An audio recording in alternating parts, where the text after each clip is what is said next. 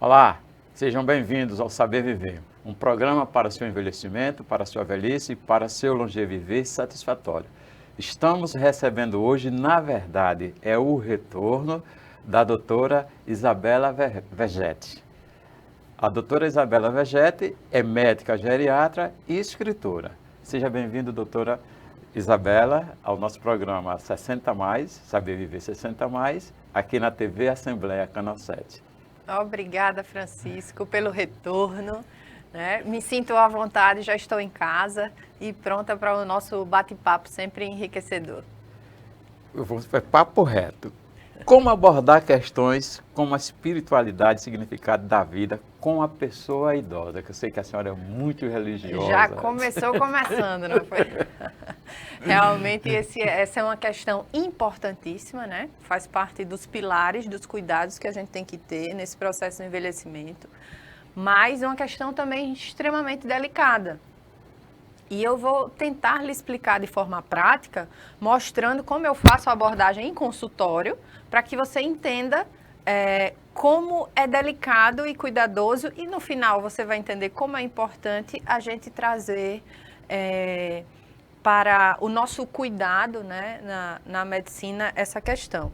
A gente tem uma ficha que o paciente preenche antes de ser atendido, então tem alguns passos antes do meu atendimento, alguns questionários, algumas coisas, onde está lá perguntando qual a religião do paciente, né?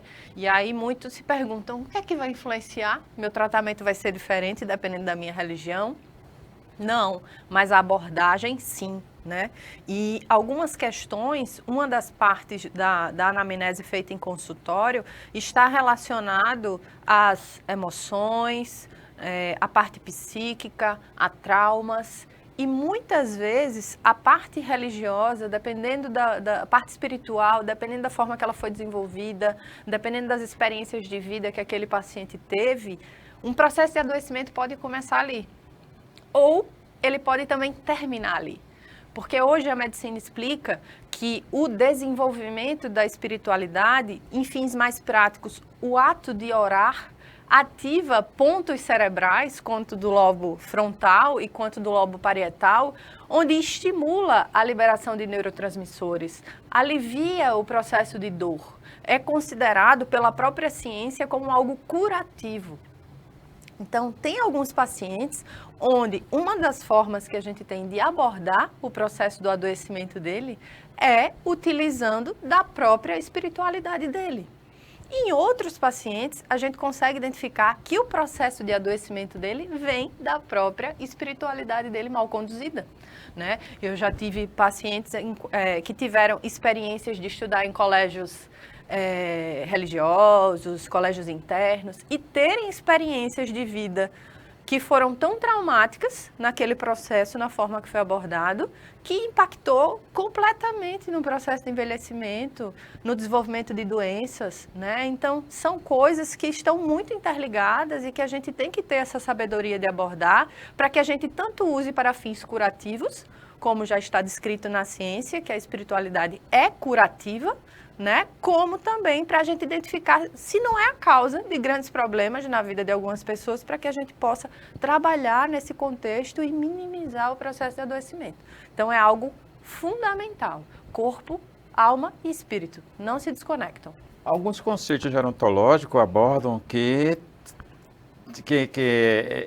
é a pirâmide, o lastro da pirâmide. Corpo, mente e espírito, que está ligado à religiosidade. Não sai não, que é isso? A religião. Mas só que hoje já está se separando, alguns cientistas estão separando a questão da religiosidade com o espírito. Isso. Quanto é que é válido o equilíbrio agora dos 4 pilares, desse pirâmide, dos 4 pilares? Então, como é que é para você ter um envelhecimento prazeroso, satisfatório? Eu sempre acho que a mente é a consequência. Eu não considero a mente como um pilar. Muita coisa vem da mente, vem. Mas o pilar para mim é uma tríade. É corpo, alma e espírito, e a gente ainda fala na ordem errada. Porque a ordem certa é espírito, alma e corpo. Ressalve mais aí, Então, doutora. Então não é corpo... Corpo, alma e espírito. Sim. É a tríade, né? Isso, mas a normal. ordem é espírito, alma e corpo. Porque o que a gente alimenta do que a gente alimenta o nosso espírito impacta a nossa alma, que tem uma consequência no nosso corpo. E o que a gente impacta na nossa alma, além de ter uma consequência no nosso corpo, também tem uma consequência na nossa mente. Por isso que eu digo que a ordem é inversa. Não é o que você alimenta o seu corpo que afeta o seu espírito. É o que você alimenta o seu espírito, que impacta na sua alma, que impacta no seu corpo e na sua mente. Então, por isso que a ordem é inversa. E o que a gente alimenta o nosso espírito, muitas vezes está relacionado à nossa religião. Ou não. Então, religiosidade não é a mesma coisa que espiritualidade. Por isso que quando a gente trabalha na medicina, a gente não trabalha a religião, a gente trabalha a espiritualidade. Se ela não tivesse uma importância tão grande, ela não era descrita na ciência como a parte do funcionamento do corpo. Então, não existe um processo de longevidade saudável sem ter uma preocupação com o espírito também. Porque o que a gente alimenta no nosso espírito repercute no nosso corpo. Então, essa é a tríade. Para mim, não tem 4, são 3, mas existe uma consequência desses 3 na nossa mente e no nosso corpo. Eu assisto a algumas entrevistas e até algumas respostas de alguns centenários. Eles não citam muito a questão da religiosidade, da religião. Aí é um ponto onde, assim, era uma vertente que inevitavelmente vai se abrir da espiritualidade. Não tem como eu trabalhar a espiritualidade sem eu saber qual é a sua religião. Porque a abordagem que eu vou fazer com você vai depender de qual religião você tem. Não adianta eu lhe falar do meu Deus se ele não for o seu Deus. Entende? Então, assim, a parte da religião é algo respeitado. As pessoas possuem religiões diferentes, culturas diferentes, hábitos diferentes, que elas podem ser respeitadas. Mas eu, enquanto médica, tenho que entender disso para eu entender o impacto disso na sua vida física, né? No seu corpo, na sua alma. Então, para você ser um médico completo, você tem que entender da complexidade dessa tríade. Porque eu não consigo tratar um corpo e esquecer que nesse corpo mora uma alma e que tem um espírito. Não tem como.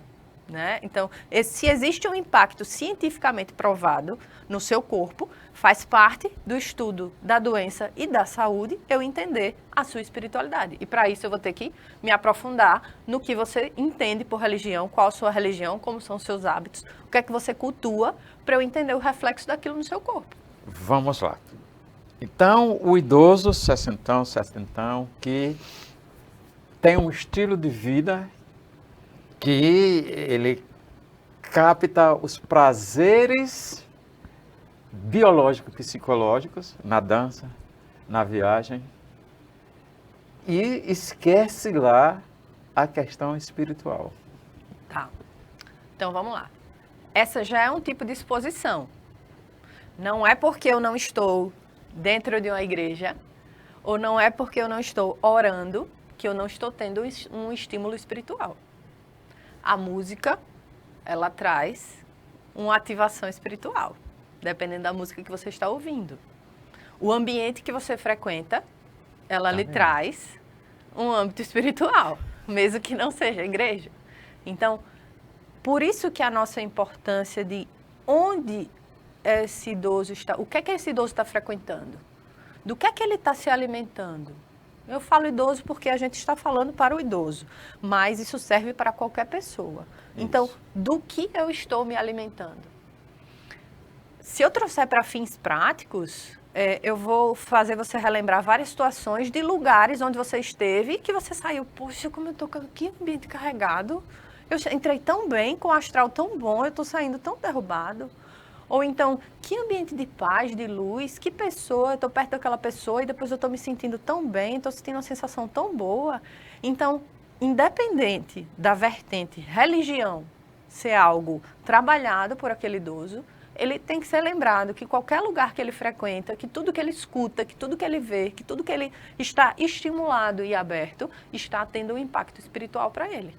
E eu vou ainda ser ousada para falar de um ponto ainda mais polêmico, que é a questão da prostituição, que é a questão de vícios. tem muito idoso viciado em pornografia. Eles hoje têm um acesso à internet de uma maneira ampla, abrangente. Então, como eu vou usar esse mundo é uma escolha minha. Então, se aquele idoso, ele se alimenta da pornografia ou se alimenta de mundos onde ele vai ter uma ativação espiritual negativa, ele vai ter consequências para o corpo e para a saúde dele. É algo inevitável. Então, não é só o fato de eu estimular as pessoas a buscar uma religião, a orar, a acreditar, a alimentar o seu espírito. É realmente ensinar que, se você não quiser alimentar para o bom, inevitavelmente, toda hora você vai estar sendo exposto a uma alimentação para o ruim. A divisão classificatória em idoso, jovem, adulto e velho tem sido utilizada até na prática clínica. No entanto, considerando a crescente compreensão sobre os mecanismos do envelhecimento e as diversas condições de saúde acometem os idosos. Esta categorização continua sendo a mais útil, a mais prática, a mais sábia. Vamos lá, eu costumo dizer que eu sou a geriatra fora da caixinha. Eu não gosto da palavra velho. Para mim, velho é algo que está em desuso, é algo que não serve mais. E assim, eu tenho, graças a Deus, o privilégio de estar com pessoas, de ter pacientes que são hiperprodutivos, que são pacientes que têm muita utilidade para tudo ao qual ele está envolvido. Então, eu não gosto da palavra velho. Então, vou só acrescentar um detalhezinho aí na sua última categoria, que eu não chamo de idoso velho, mas que eu chamo de idoso master ou de idoso sênior, tá? Desculpa, eu fiquei fã quando ela me fez essa ressalva, que eu uso idoso senil. Aí ela me fez a ressalva, ela dizendo que eu uso o idoso sênior, o idoso master. E hoje, a partir de hoje, eu aprendi. Aqui é saber viver, meu cara. Aqui é saber viver 60 mais. Então, idoso sênior, idoso master. Até, numa última entrevista, não sei quem foi, uma entrevista que tive aqui, alguém chamou idoso medalhão, que foi uma alusão às Olimpíadas. Medalha de ouro, medalha de prata. Exatamente. Mas continue aí com a sua observação. Muitas pessoas não querem nem chegar nessa idade, porque não tem ideia do quanto que se pode chegar a essa idade com qualidade de vida e do quanto que você pode se beneficiar do grau de sabedoria que você conquistou até essa idade. Então, o sênior, o master, é porque existe um grau de vivência, um grau de sabedoria, um grau de experiência que não vai poder ser comprado em lugar nenhum. Eu não tenho como ter um idoso de 60 anos com a mesma sabedoria que um de 90, né? E a sabedoria não está só nas coisas boas que a gente sabe, está nas coisas ruins também que foram aprendidas. Então, eu não gosto muito de categorizações e classificações, tá? Outro ponto que eu vou entrar também aqui, que é polêmico. Fique à vontade. Que é polêmico, mas assim... Nós estamos aqui para aprender. Você me deixou à vontade, então eu vou ficar à vontade para falar sobre a minha visão, tá? Então, assim, da minha prática clínica, da minha visão, do que eu entendo do processo de envelhecimento, eu não consigo classificar uma pessoa pela idade que ela tem. E eu posso lhe dar um exemplo muito prático, pegando por você mesmo. Você é um idoso de 71 anos que está em plena atividade, em plena produtividade. Então, se eu criar um contexto terapêutico, social, para os 70 mais, e eu pegar outro paciente meu, que eu tenha com 67 anos, mas que já tem demência 15, ele não vai se encaixar no seu contexto 70 mais. Então, se eu pegar um paciente meu que eu tenho super atlético aos 84 anos, e eu colocar ele junto de outro paciente meu que eu tenho de 62 anos com Parkinson, ele não vai encaixar na mesma categoria. Então, hoje, fica muito difícil a gente pegar o idoso e estratificar ele por idade. 60 mais, 70, 80, vai ter sim aquela quantidade que vai um pouco se equiparar. Mas o processo de adoecimento hoje está tão grande, ou o processo de envelhecimento saudável está tão difundido, que as idades estão ficando muito distintas. Eu não tenho pessoas com o mesmo tipo de locomoção, com o mesmo tipo de interação social, o mesmo tipo de cognição. Então, não tenho mais como fracionar eles assim. Eu respeito todas as classificações. E, para mim, nessa classificação do idoso, nos 3 pilares, ele só serve para o grau de sabedoria. Mas, para outras coisas, vai depender muito do contexto geral dele, de saúde. Vamos mudar um pouquinho de assunto, mas dentro da geriatria, da gerontologia e agora da mulher idosa. Boa. Eu sempre digo em minhas palestras, seja lá onde for, que a gerontologia e a geriatria foram feitos para a mulher. E a mulher que pega, e o homem é que pega carona. Exatamente. Ressalve aí, considere. Olha, por mais que os dados mostrem que a mulher tem um processo de envelhecimento mais equilibrado do que o homem, o processo do envelhecimento bate na porta da mulher um pouco mais cedo, tá? E uma ressalva que eu trago aqui, até para quem está nos assistindo, a mulher passa por uma crise de identidade muito grande no processo da menopausa, que o homem já não passa tanto. Tá? O homem, ele segue com mais fluidez o processo do envelhecimento, sem sentir um impacto tão grande como a mulher sente no processo da menopausa. Então, eu acredito que é crucial, tá? Um replanejamento da saúde, da vida e da longevidade, a mulher quando ela está na fase da menopausa. Porque é um momento onde dá um brain fog, uma confusão mental de uma forma que ela passa a se sentir improdutiva.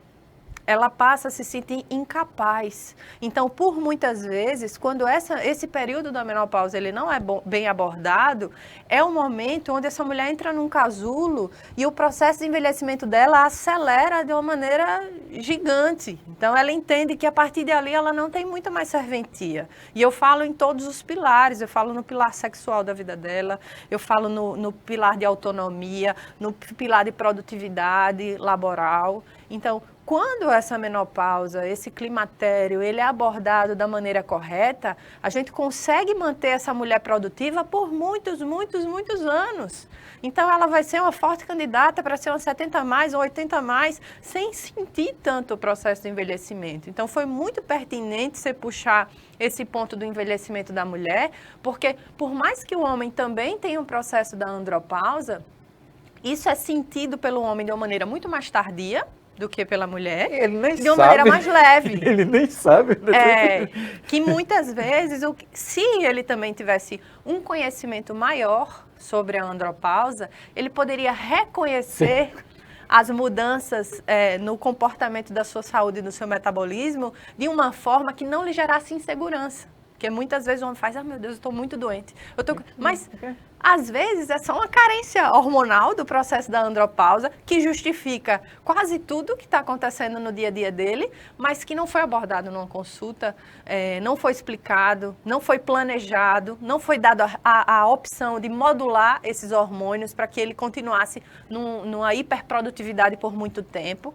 Então, isso é um ponto muito importante na geriatria, que devia ser muito mais explorado, que é esse processo da disruptura mesmo, da menopausa na mulher e na andropausa no homem, que é o que muitas vezes fazem com que tenha essa confusão mental ao ponto, porque a desregularidade dos hormônios faz com que a cabeça fique perturbada mesmo. Você não tem mais a mesma produção neuronal, a atividade dos neurônios não funciona da mesma forma pela ausência dos hormônios. Chega um momento em que isso equilibra e ameniza mais. Mas até chegar lá, várias coisas já aconteceram na vida. Projetos foram abandonados, empregos foram largados, casamentos foram deixados e uma tragédia numa vida social e laboral dessas pessoas que vai trazer uma consequência gravíssima para a fase do 70, do 80, do 90.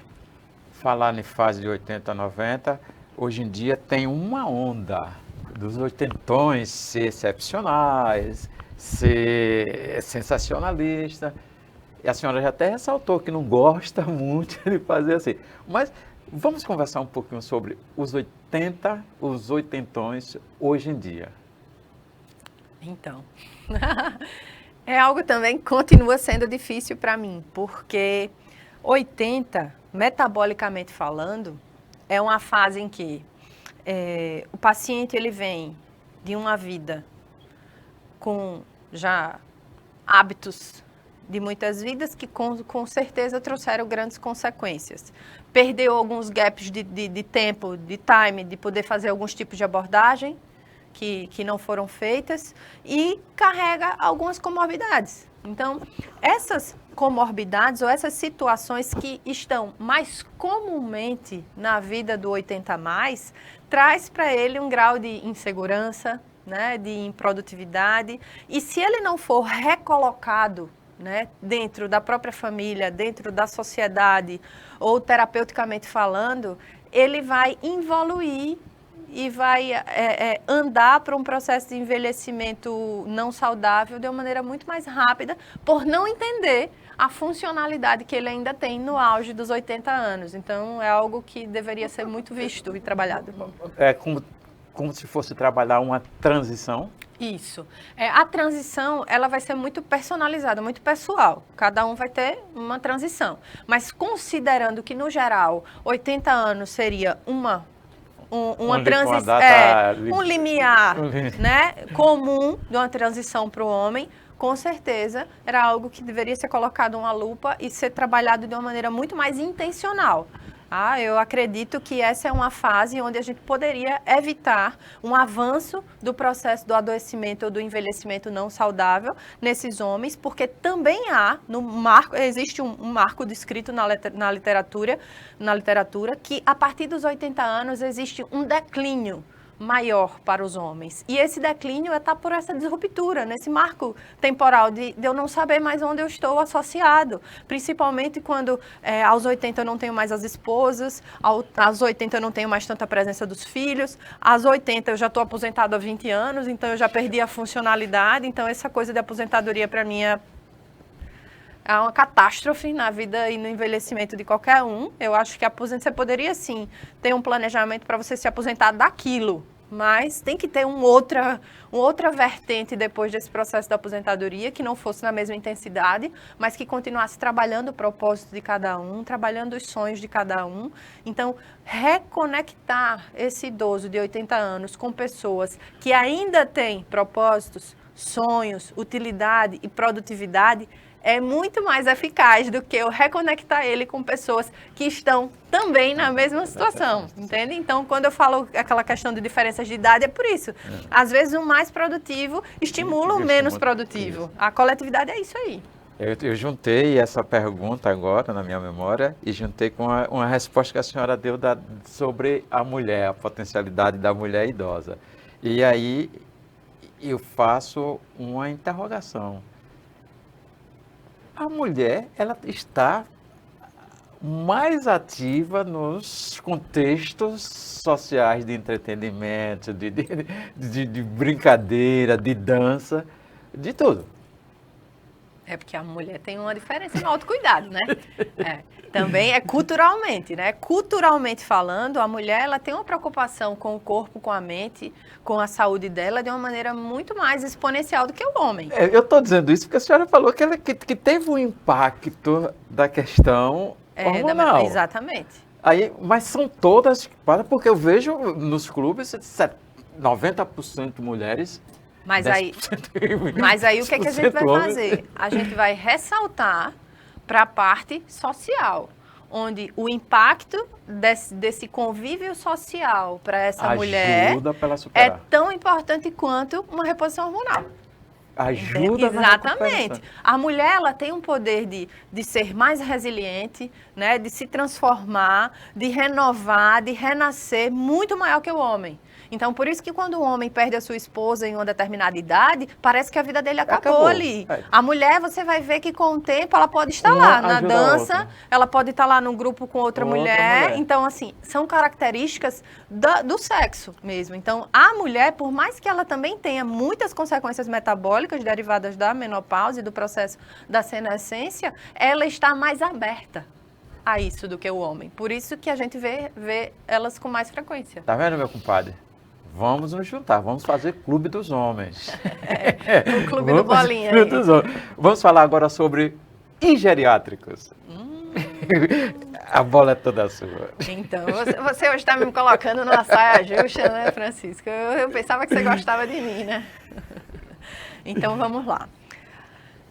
Eu tenho uma visão muito particular de tudo, você já percebeu, né? Então, assim, conheço guidelines, conheço classificações, escuto opiniões de colegas, estou envolvida em meios onde a gerontologia, a geriatria é algo muito discutido, é algo muito falado, mas a geriatria, para mim, eu não consigo olhar para ela, ver ela e trabalhar ela de outra forma, a não ser dissociando ela.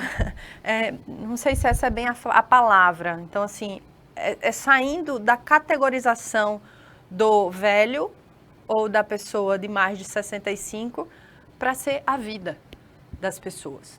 Então, hoje, eu sou geriatra por especialização, mas eu me intitulo médica de pessoas.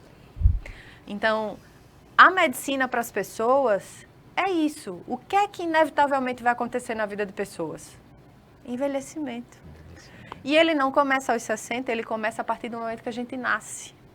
Então, se eu não estiver apta a lidar com o processo de envelhecimento desde o momento que as pessoas nasceram, eu não vou conseguir ser uma boa aconselhadora ou uma boa formadora de planos terapêuticos para pessoas com 60, nem com 70, nem com 80, porque eu não vou conhecer o que ela passou durante a vida dela toda. Então, para mim, a geriatria, o especialista em geriatria, ele precisa ser especialista em pessoas. Porque quando a gente consegue entender o que são pessoas, o que são a vida das pessoas, o que as decisões das pessoas causam na vida delas, a importância do processo nutricional, do momento de nascer até o momento de envelhecer, isso muda tudo, isso muda qualquer categorização, qualquer classificação, qualquer vertente, porque tudo vai passar sobre o todo, que são pessoas. Então, por isso que eu prezo por um tratamento muito personalizado, porque eu não consigo estratificar a geriatria. Para mim, a geriatria é desde o dia que você nasceu mesmo. Nós estamos quase no final, mas ainda dá para aprender. Dá para aprender. Como o idoso pode se salvaguardar dos impactos geriátricos? Tá. Isso é o que envolve tudo da nossa conversa, tá? Então, assim, para eu poder minimizar os impactos do processo da senescência, eu preciso ter uma consciência, né, e um planejamento de como vai ser minha vida. Então, eu preciso entender que os sonos que eu abdiquei de ter, que a alimentação correta que eu abdiquei de ter, que a preocupação com a minha espiritualidade que eu abdiquei de ter, que o meu convívio social e que a minha construção de amor e de afeto com a minha família que eu abdiquei de ter, vai ter um impacto muito grande no meu processo do envelhecimento, no idoso. Então, se eu já cresço com essa cultura implementada de que o processo do envelhecimento não é um processo fácil, é um processo que a gente tem que aprender a lidar com algumas alterações do nosso comportamento mental, físico, gástrico, emocional. Então, eu preciso me preparar para isso. Como é que eu vou me preparar?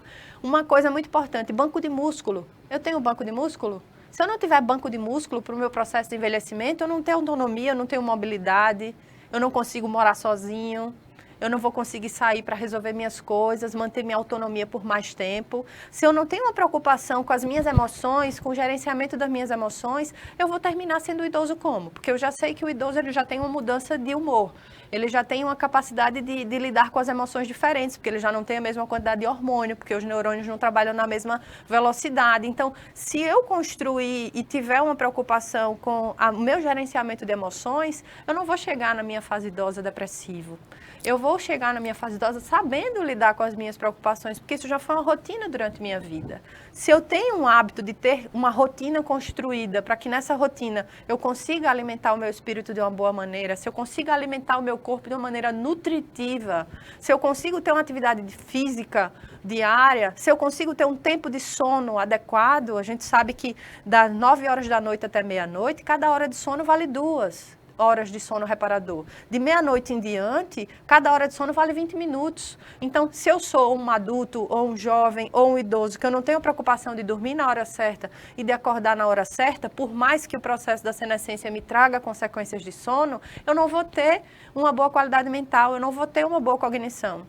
Se eu não tenho uma preocupação em ter um planejamento do que eu vou fazer na minha vida, quais são os meus sonhos, quais são os meus propósitos, eu estou aposentada, mas eu tenho uma produtividade, eu tenho uma serventia, eu reformulei minha vida para eu viver isso, eu almejo chegar em tal lugar, eu vou perder essa minha expectativa de envelhecer com produtividade e com saúde. Então, a sua pergunta é abrangente porque é algo que realmente a gente precisa trabalhar na cultura das pessoas para que se preocupe desde a hora que nasceu.